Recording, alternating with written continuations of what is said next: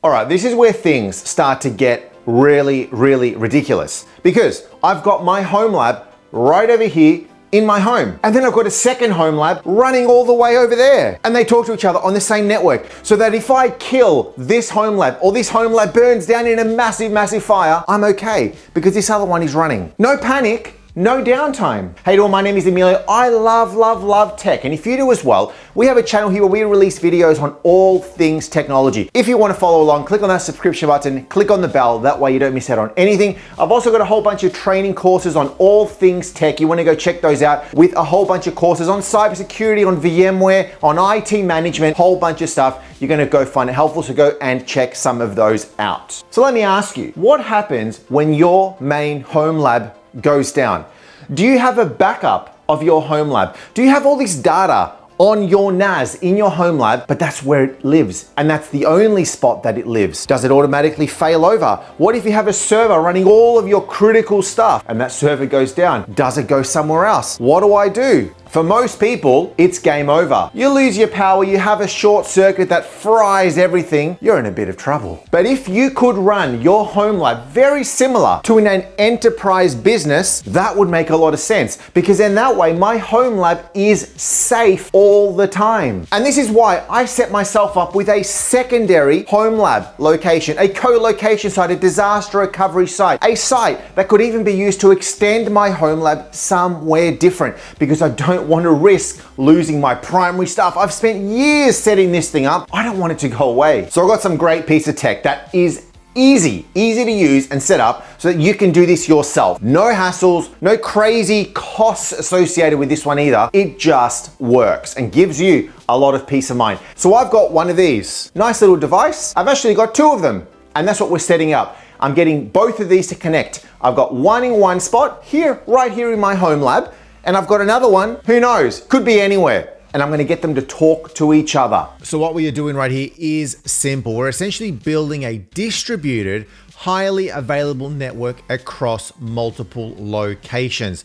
I have one space, I have a second space, I even have potentially a third space, and I want to have them all set up to talk to each other.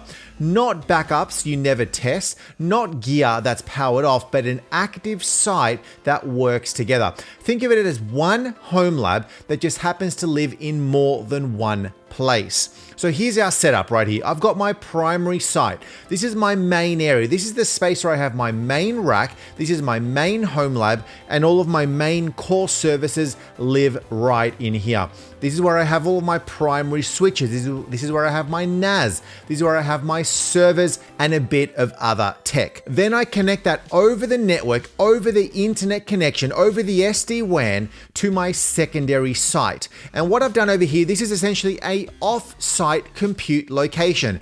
Depending on if you're in a corporate space, if you're in an enterprise environment, this could be your secondary data center, this could be your co-location site, this could be a setup where you have an active data center. But in our case, this is just for home. So this is a secondary site where I have my backup location. So I've got another NAS set up over here. Potentially you could have another server set up over here, and you can choose to have these set up live, active, or in my case, I've actually got it set up as a secondary DR node, where I've got all of my NAS backed up from one location to another. I've got my servers running in a highly available network. So for example, I use some technology for virtualization, my Hyper-V environment. And often when people are designing a network and they're looking at a secondary site, this is where a lot of people get stuck, because like, how do I set this up? Do I need to have private IP addresses? Do I need dynamic connections? Do I need to set up a VPN? All of that? No, I don't need any of that stuff. So this is where this comes in so beautifully. All right, so quick pause. Then this is where a lot of people may disconnect or may not really grasp the concept here. This is not just about connecting two networks together. This is about resilience. This is about setting up your Homelab right. Instead of one network, one Homelab, and one point of failure, you now have two locations and one connected system. So your services like your NAS, your servers, your apps can all live in one spot. They can also live across two spots, and they can also be backed up between those two spots, one side to the other. It goes both ways as well. And this is the crazy part, is companies can spend thousands and thousands of dollars setting this thing up. it can get crazy expensive, but it doesn't have to be. And this is where an SD-WAN actually makes sense for my Homelab. So instead of sites trying to connect to each other, every site essentially connects out. It's all encrypted, it's always on, it's NAT friendly, which means I'm not gonna have any duplicates of IPs and all this sort of stuff.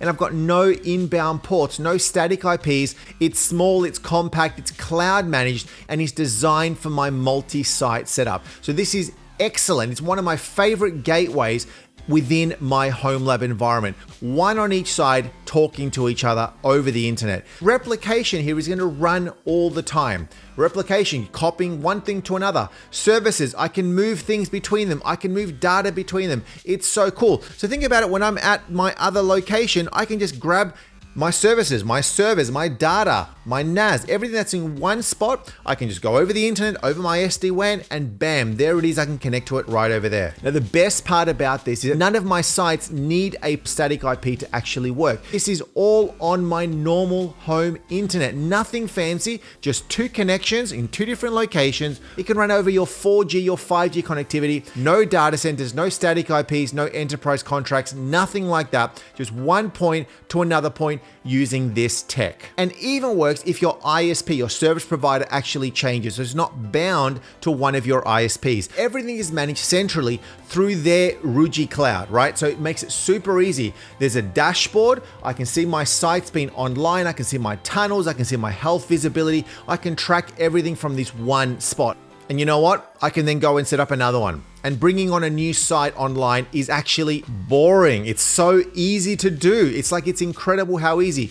Pre-configured, plugs in, and it just joins my network, which means that scaling your Homelab doesn't have to feel like a massive, massive project, which a lot of people can get frustrated with. I know I do. A fully connected Homelab across multiple locations, running over the internet like a proper SD-WAN network. No crazy infrastructure, no overcomplications, just made simple. You can pick up this product down below. I've got a link to it in my show note descriptions. Easy to set up, uber cheap as well, and it will just give you the peace of mind as it gave me.